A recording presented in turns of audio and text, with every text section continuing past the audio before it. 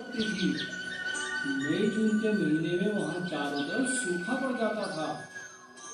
उसी गांव में प्रीति अपनी माँ के साथ अपने ताऊ के घर में रहती थी। एक साल गर्मियों के दिनों में प्रीति के ताऊ का बेटा मोनू नहाने लगा तो उसे पानी नहीं मिला।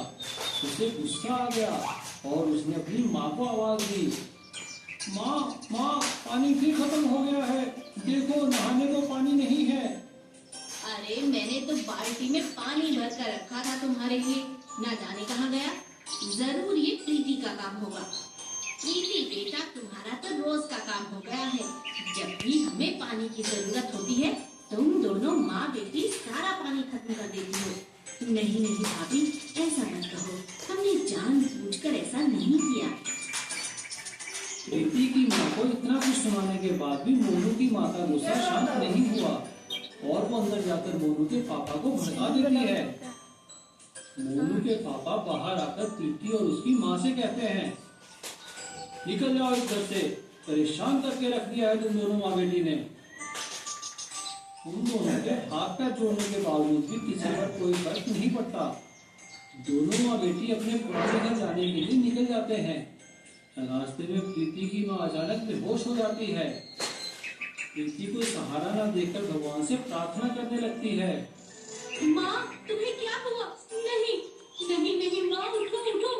हे भगवान, ये सब क्या हो रहा है हमारे साथ? भगवान हमारी मदद करो।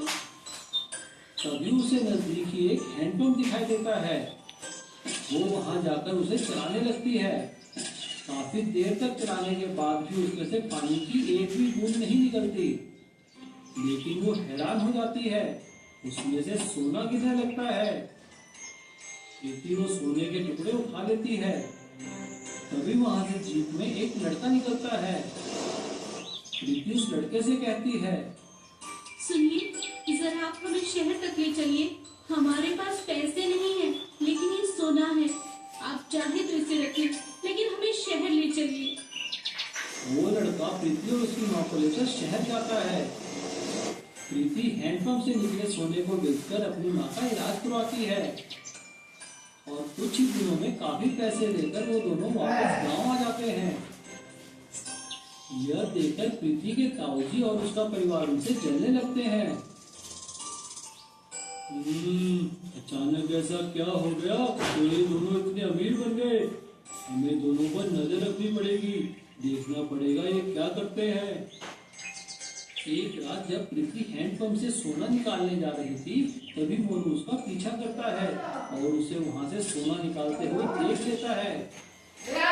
वो वापस आकर अपने माँ बाप को सारी बात बताता है।